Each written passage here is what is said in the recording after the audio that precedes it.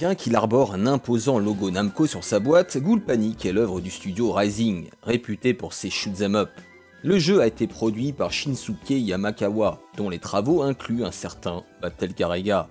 Comme quoi, il faut de peu pour tomber de chez Harry Bancila. Sorti dans les salles d'arcade en 1999, il avait été porté un an plus tard sur PlayStation. Ce frère spirituel de la série Point Blanc vous invite à compléter une série de mini-jeux consistant à tirer sur des cibles à l'écran. Un concept intemporel certes, mais qu'il était peut-être moins à quelques mois de la sortie de la PlayStation 2.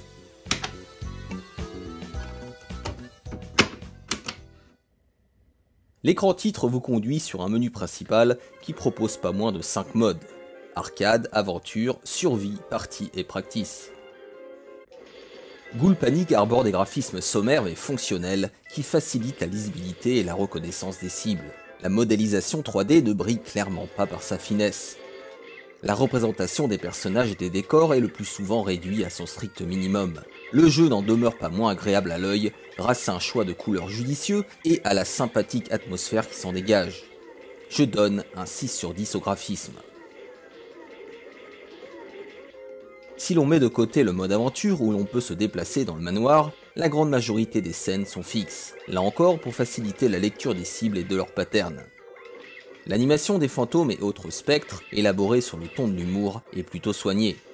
Aucun ralentissement n'est à noter, encore heureux me direz-vous. L'animation mérite un 6 sur 10. Difficile de me prononcer sur la bande-son de Ghoul Panic, tant elle est générique. Les musiques et bruitages rappellent ceux de Point Blanc, avec une touche de mystère pour les premiers. Disons qu'elles ont le mérite de ne pas vous déconcentrer. Je note la bande-son 5 sur 10. Je l'ai déjà dit, Ghoul Panic s'inscrit dans la lignée de la série Point Blanc, du même éditeur, en proposant un concept simple mais efficace, hérité des bons vieux stands de tir aux pigeons des fêtes foraines.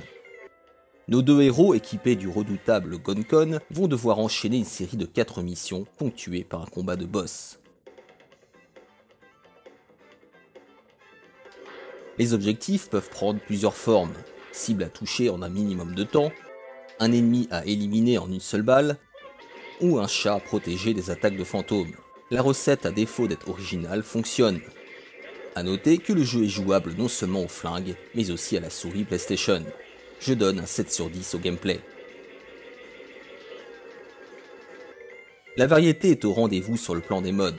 Si dans le mode arcade, le joueur se contente d'enchaîner les missions, dans le mode aventure, il peut se déplacer dans le manoir à la recherche de portes et d'objets qui lui permettront d'atteindre la sortie.